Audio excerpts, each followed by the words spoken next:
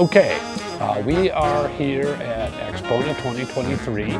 Got about 100,000 miles on our speakers, and we're tired and we have lost our minds. So be prepared for this to be exciting and interesting.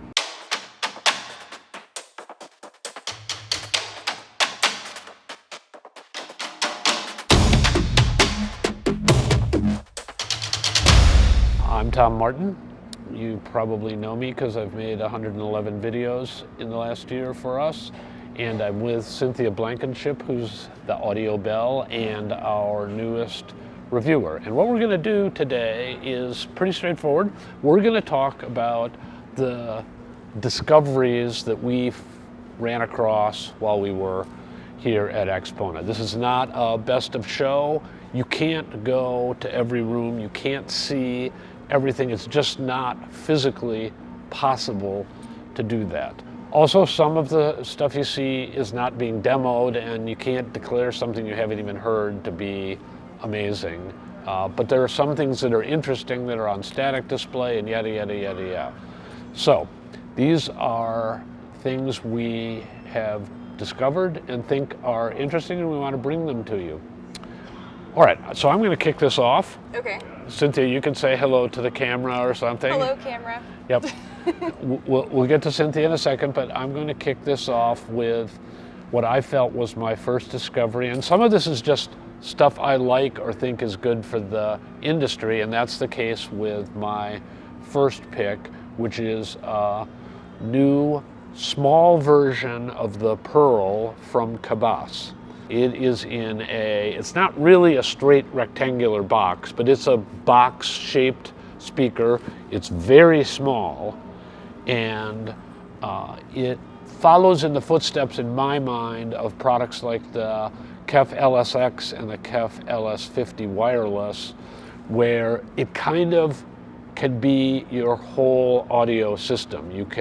It's got a streamer built into it. You can plug it into an RJ45. I'm sure you can use it with Wi-Fi, but if you have the ability to wire it, my experience is that's just a better way to go. So you can plug it in, you can stream to it, and it's got the power amps, and the control can be on an iPad, that sort of thing. So it's very much like what KEF has done. What I thought was impressive about it was, in demo, it is a gutsy, powerful sound that I think would work well for a lot of people who want to have this as a system in their living room. It's super low footprint, so it just doesn't take over the room, but it produces a big, expansive sound. And yeah, take me from the audiophile community, I don't think it's like flat and perfect. It isn't head in a vice kind of imaging. It's just very musically tuned, and yet dynamic and engaging in such a way that I could imagine playing it at a party. And I don't know if you've ever walked around, like I've walked around my system, and I've got my system set up for my listening chair, and I do the audiophile thing, and I love it, and it's my favorite thing in life. But at a party, you're just walking around, and the sound has to be bigger and sound better and be punchier and more dynamic. And I felt like this was what these Cabasses did, while not mutilating the music. What I like is you don't have to know how to put an audio system together to use it, and you don't have to consume the space. It's just what you see is what you get. What you see is what you get, and you don't need anything else. You could hook it up to an iPad, but there's an LCD on the top panel of the right speaker, and you can control it from that one speaker. Okay. Now, you could use an iPad, and I like, audiophile mode. I like sitting in my listening chair and going through Tidal and Qobuz and picking out albums and stuff, but you wouldn't have to have that. I believe they make a separate box as well. It can be a controller you put elsewhere in the room, and that replicates the LCD panel on the top of the speaker. So you could control it from 2 locations in the room, or 3 locations if you had I say iPad, tablet. It really felt like, in a positive way, a real consumer product. Okay. And again, I like setting up turntables, but that's not how to invite people into the sport. So what'd you find? I found a lot of things that I discovered for the first time during this show. The most interesting and probably the weirdest at the same time was the Diptyque planar magnetic speakers, because as everybody who's seen my channel already knows, I'm kind of a diehard Magnepan kind of girl, and that's what I've listened to for a long time. And I heard these, and they kind of just blew me out of the water. And they were weird looking, but they were modern. They kind of look like room dividers, but not in a non-elegant way. They looked super elegant. The ones they showed were black. It's a black flat panel with square perforations that look like a designer laid them out, although they're in front of the bass drivers, and then I think there's a strip where the ribbon tweeter, maybe there's a tweeter mid-range, I can't remember. Yeah, I can't remember either, but they actually had bass, and they were playing some really complex songs. There was one that everybody says is super complex. I don't remember who it's by. There's a Limit to Your Love. And they were playing that, and they were playing some weird stuff from different movie soundtracks and some different songs, just to kind of give you an idea of what these speakers could do. And so I thought that was really cool. They were kind of thinking outside of the box, not playing necessarily the same things, but kind of giving their speakers a little workout for the audience, which was really interesting.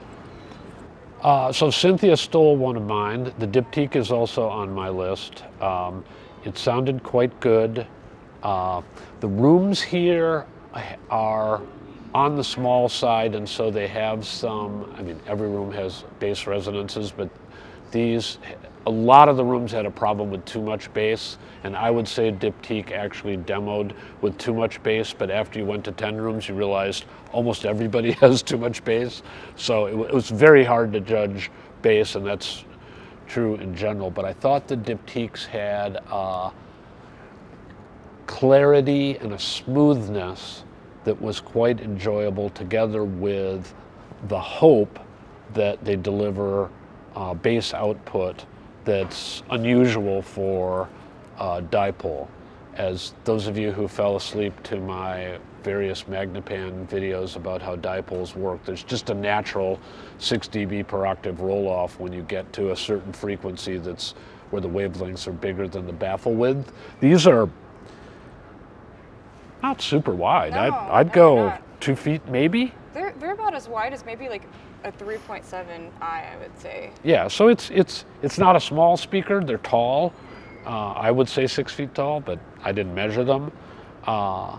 And I agree with Cynthia. They're quite attractive, and I could imagine, I forgot to ask, but I could imagine that they might make them in white as well as black or some other colors that would look really nice. Because it was a really pretty design, I thought. Yeah, it's the kind of speaker that it would be super obvious in the room, but people would walk into the room and go, "Oh, what's that?" Right, and the it doesn't. Interior designer would still. Yeah, agree the with interior it. designer, I think, in some cases, would be okay with it. Now, I will say they're $50,000, and at $50K, they better be good. So we're just not in a position to judge whether they really are like a good value at $50K. I know it sounds weird to say a good value at $50K, but with $750,000 speakers on the market, we can talk about that. But I thought there was real promise to the Diptyque. That brings me to my second discovery observation after the Diptyque, which is here I thought the demo tracks were disappointing, and I'm not faulting the vendors. The vendors, pretty much to a person, will say they have learned to play what people want to hear. But what that tends to be is very low complexity music. Cynthia mentioned the complexity of what the Diptyque people played, and that was really a pleasure, because you could actually start to hear whether the product, whether it was an amplifier or cables or whatever it was, speakers in the case of the Diptyques, you could hear what it was capable of doing. And I sometimes felt like, and I don't think this is the case, but I sometimes felt like people were hiding the limited upper mid-range and high frequency capability of the speaker by staying away from complex stuff. But I think it's really that the move is to less and less complex music and more stuff that's got a heavy bass line and a singer. And that's fine and that's interesting, but I was a little bit disappointed by that, and I hope, well, the discovery was that at shows, streaming has transformed the experience you can have, because you can just go in and ask for something else to be played, and anybody can really play anything, because they've got Tidal and Qobuz on an iPad, and you know, I asked for Mahler's First, and bam, you get Mahler's First. Yeah, I heard somebody ask for a really random test recording that he only had on a CD, but the particular showroom only had streaming, and he was able to just pull it up. Yeah, so streaming is, for shows, Powerful. is a wonderful thing. Okay, what have you got next? So, at home, I have a Sioux Research subwoofer that's actually my husband's. And I've heard Sioux Research, I've heard SVS subwoofers, but there was one particular subwoofer company I hadn't heard yet that somebody recommended I go up and listen to, and that was the Perlisten Room. I hadn't heard their subwoofers before, and I heard their entry-level line just yesterday. And I had no idea that they And when you say entry level, what kind of price point are we talking about, or points? They were around $3,000. Okay. So entry level for them was around $3,000. But they were THX certified, which I didn't realize that subwoofers could be THX certified before. And I had never heard a subwoofer that was, I guess. So that was my first time hearing. And did you feel like it those. sounded different? Oh yeah. Okay. There was a big difference. So it still had the slam effect that I like out of a subwoofer. I like a lot more modern music and whatnot. But at the same time, it was really balanced, and they had the ability to just kind of balance it. I think they had one of those LCD things on the top of it, so they could easily kind of dial it down or dial it up as they needed to. And so for me, I was like, well, play the bassiest thing you've got. I want to hear how muddy this thing gets, or whether it stays completely balanced and doesn't. And it stayed balanced. It had a lot of clarity, nice, tight, crisp bass, and I didn't have any issues with it. Yeah, So, which is rare for a subwoofer. right, it's rare. Of course, for a they had the subwoofer. chance to dial it in, but But from what I learned about the THX certified subwoofers is they have to be, I think it's below a 0.5% distortion rate to get that certification. And so to me, that was really cool. Yeah. So I had gone and listened to that room, and also the Perlisten Bookshelf speakers were quite good. When I first came into the room, there was a ton of people in there, and I didn't really get an opportunity to get to sit down and focus. And I ended up going back and giving it another chance when I heard about the subwoofers.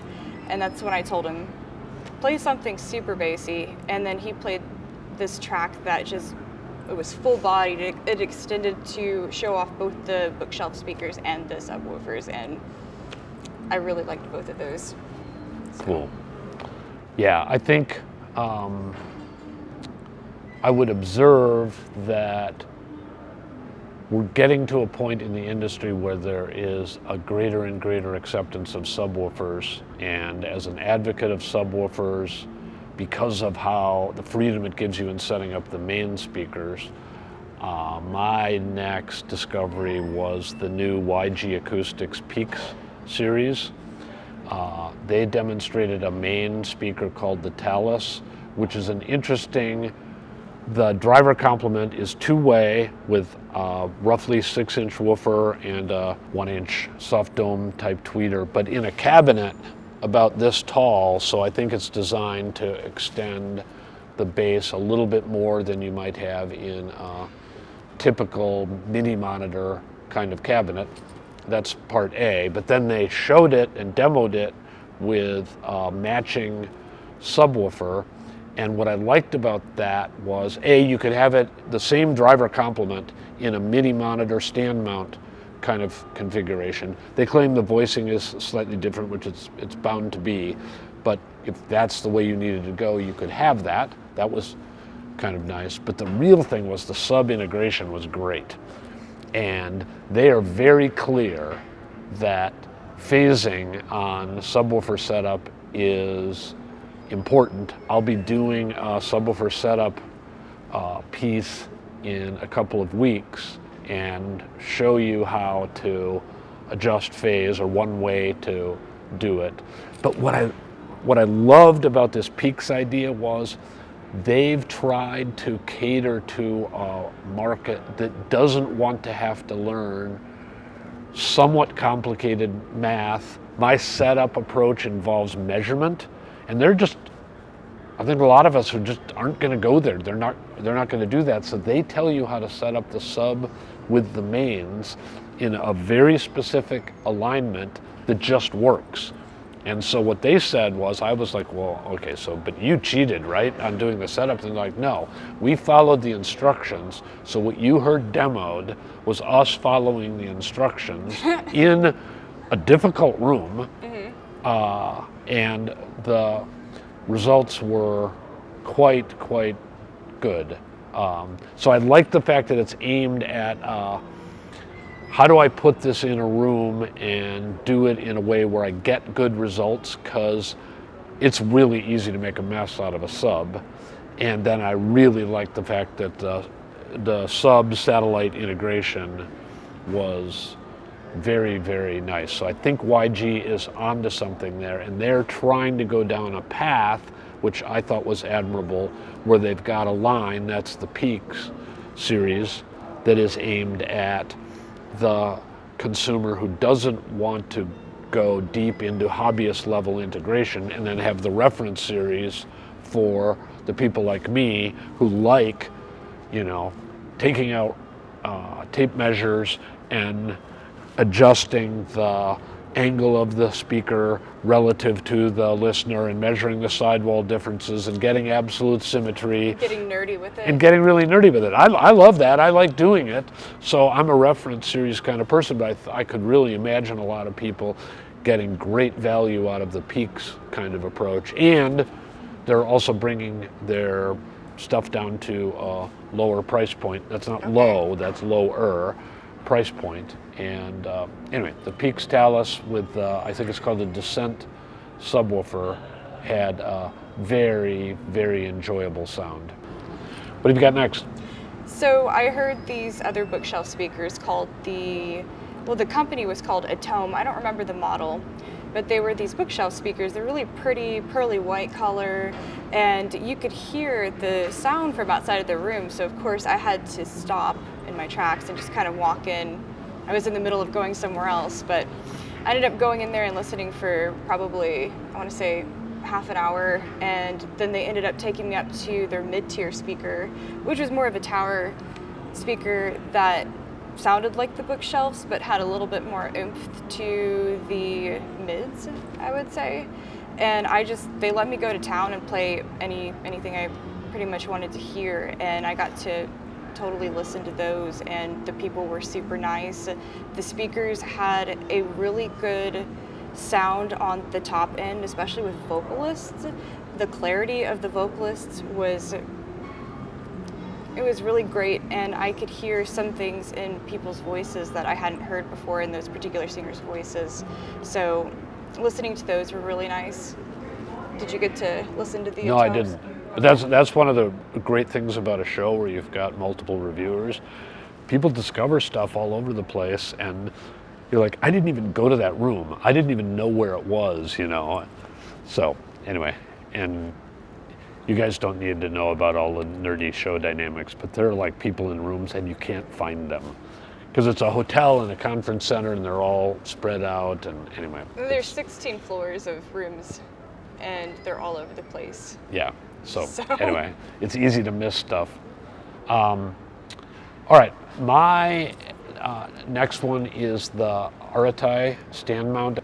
Expectations matter in all things, and they certainly matter in audio. I have to admit, I went into this one thinking this isn't going to work. I think the design is really nice. Maybe it's just me, but it's a standard bookshelf, except it's got it's not a horn, but it's got some kind of a waveguide on the top that is made out of a beautiful white, I would say ceramic, but I don't actually know what the material is. It's a simple but eye-catching design. If you're a fan of Scandinavian design, it's got a little bit of that vibe. For a stand mount, what is interesting is that the woofer is on the back. That gives you the ability to use proximity to the rear wall in a different way. It keeps the front panel relatively small, but the mind blower was the bass was really good. So somebody at Aretai is paying attention to bass, because I thought the bass was balanced, tuneful, but had enough power that you're like, is that really, it's sort of a where's the subwoofer kind of thing, but there was no subwoofer. Anyway, I thought the Aretai sounded quite nice. I have some questions about the upper mid-range performance, but some of that from past experience can just be like, did somebody bump the speaker before I listened to it and the toe-in was wrong? Or did something happen to it on the way here? Yeah, I mean, or the hotel I don't think it was damaged, and the hotel rooms present a lot of limitations. So, the rule is when you hear something that's good, it's probably because the product is right. When you hear something that's not right, it might just be something completely separate. But I have a question mark about the upper mids. But other than that, really, I thought interesting speaker, and a speaker that I could totally imagine having in your living room, not just in your listening room. You've got something else? I'm not trying to wear you thin. No, you're good.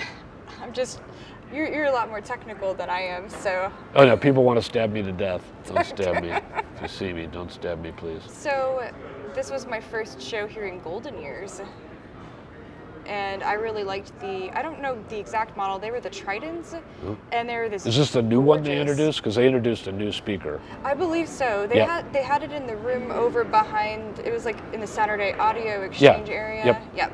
So they were these gorgeous cherry red cabinets, and they were. And this is a tower speaker, right? Yes. Short tower, but tower Short speaker. Tower. It is about yay high, about as high as the camera lens here. They were a gorgeous cherry red color, and they were paired with these Macintosh components, which I think brought out some really good deliciousness to them. Say deliciousness is probably the best word for it. But what was really cool was they were actually extending the opportunity to listen to stuff that really brought out the bass tones of male vocals.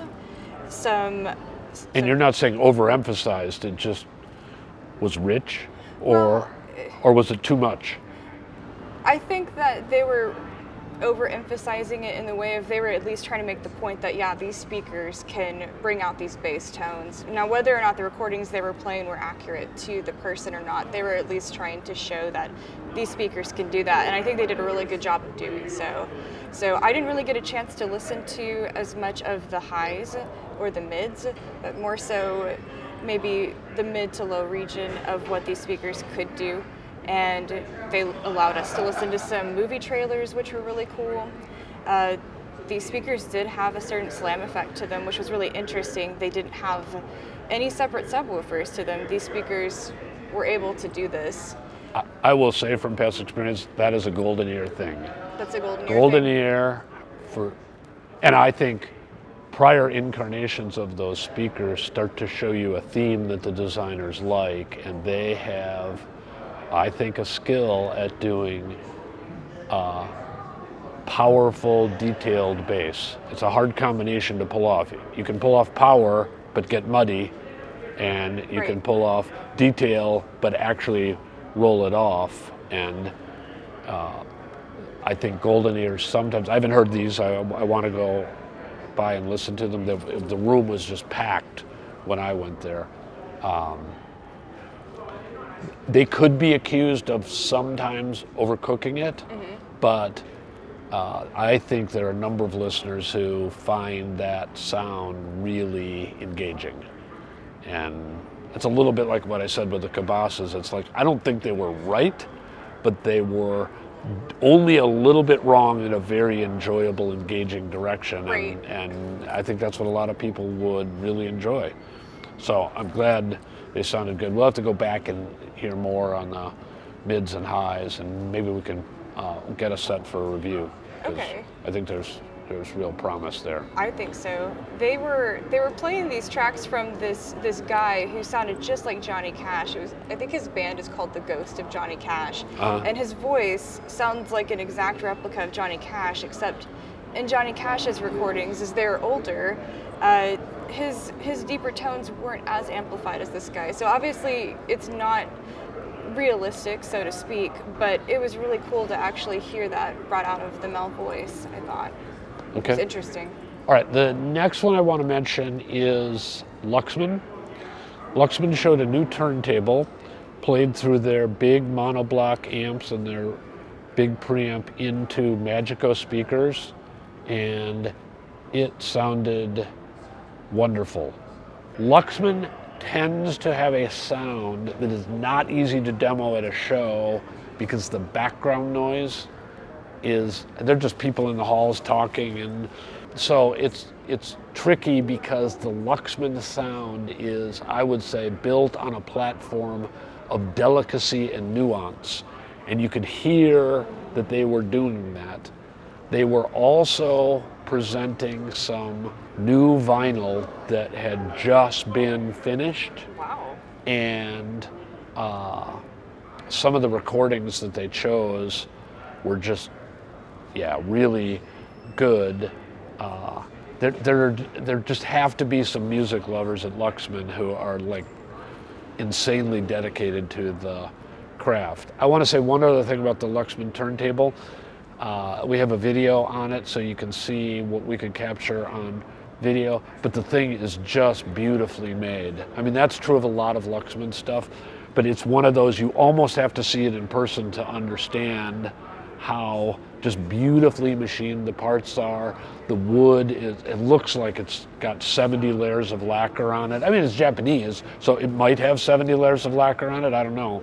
But it's like, I wanted to have one in my living room because it was just so well built, and then you go to pick it up.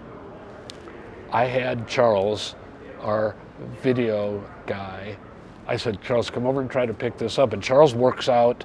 Charles is a strong guy. He puts his hand under it, tries to one-hand it and expects to just lift it up. And he, one-handed, he couldn't lift it without like going, oh wait, let me start again, and like I'm doing deadlifts kind of thing. How much did it weigh? Well, I think it weighs 60 pounds. 60 pounds? Which, there are plenty of 60-pound turntables, but this just looks like a regular, square, but I don't know what's in there.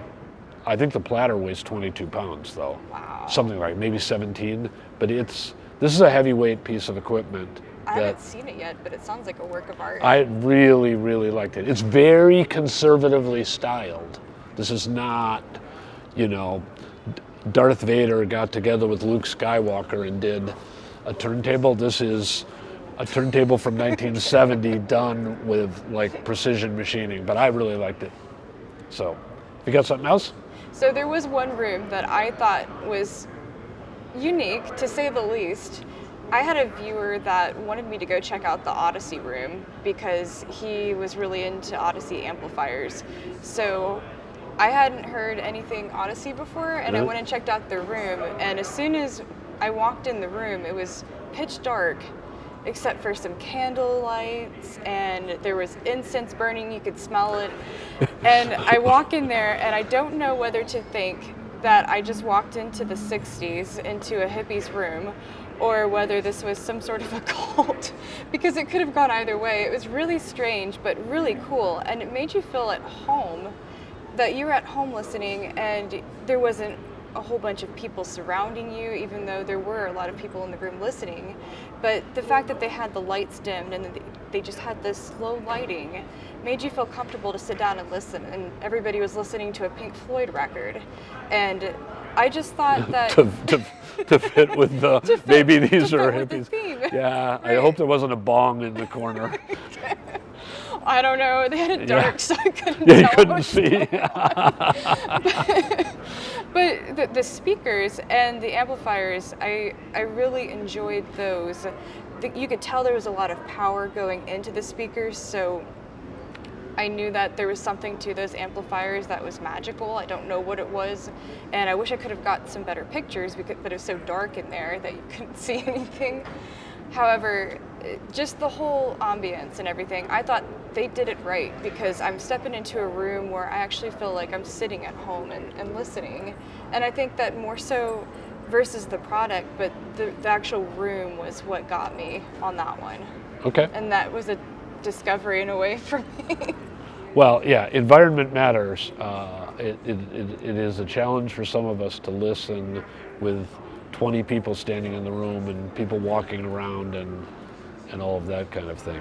There's something about it, though, that, I mean, there are some rooms where people are just kind of, it's an audio show, there's so many people here, and so you're trying to squeeze past other people to hear something in one room, whereas this one, because it was so quiet and it was dimly lit, there seemed to be this completely different vibe of people being really careful not to run into other people going in there, and just being super respectful of taking turns and sitting down and different things. So it was different. Yep. Well, picking up on that theme, my next one, and I'm going to finish with this because I'm deeply disturbed by what we heard. We went for an after-hours demo of the Linkwitz reference speaker. You almost never go to an audio demo and hear something completely unlike what you've heard before. The Linkwitz speakers create a soundstage that is 3 times deeper, 4 times deeper than anything I've ever heard before.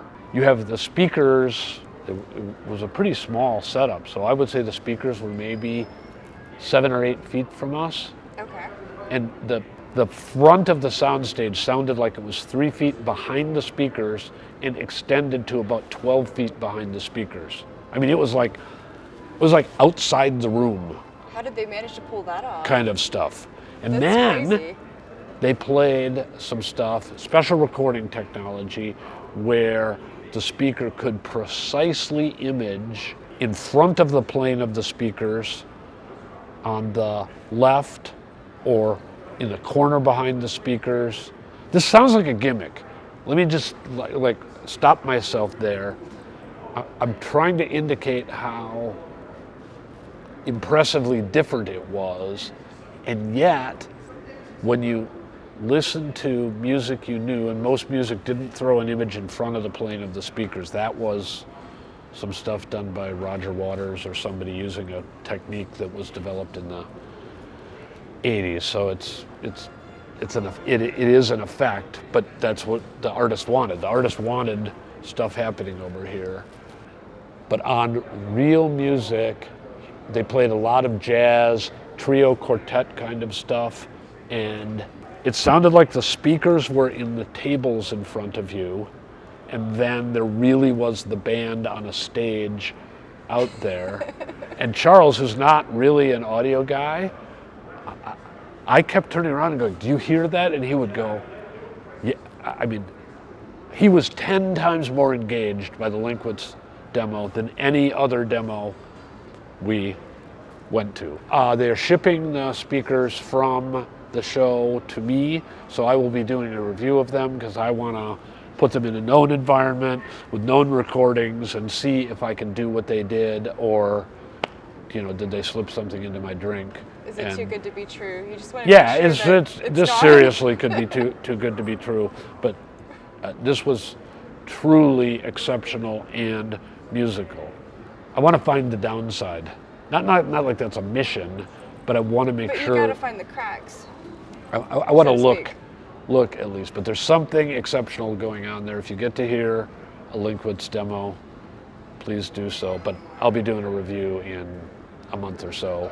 Anyway, do you have anything else? I don't think so. Okay. I will finish with one thought. I really felt like the industry was making a bit of a turn on the ergonomics front. Lots of stuff, of course, controlled by apps. I think that's good. Streaming has some wonderful qualities. I like the sensitivity to the return of vinyl, which has been happening for more than a decade, but it's clearly a big thing. User interface is becoming a bigger deal. And I want to finish that thought with one final thing, which is I saw several cable manufacturers doing small cables. I don't know about you, and of course I have to do wiring like every week, so it's a bigger pain if you're a reviewer than it is if you're a normal audiophile. But the snake pit behind my equipment rack is frightening. It's seriously, I don't know, there are pythons and rattlesnakes and other bad things down there, and I just don't like it. And the ability to have a smaller cable that's easier to dress, doesn't take over the world, you don't have to fight it. I have speaker cables right now that I can't bend. Really? Yeah, they're in an arc, and you just have to, you kind of have to, you know, you're moving a hula hoop into position. Anyway, enough of Tom's concerns, but even the cable manufacturers are paying attention to ergonomics. I felt like the thread moving in the direction of consumer-friendly UI was, I feel it a little bit. The hair shirt mentality of if it's hard to use, then it must be good, seems to be diminished. So I thought that was great.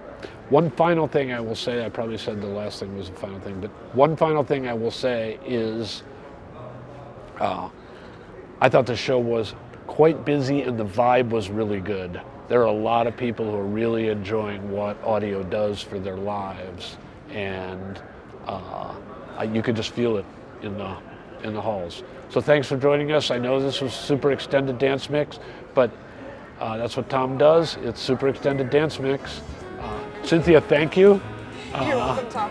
And I didn't make you dance, so you should thank me. I can't dance, so yeah. Thank you. Okay. Cynthia plus me equals 0 on dancing. Anyway, thanks for joining us. Thank you.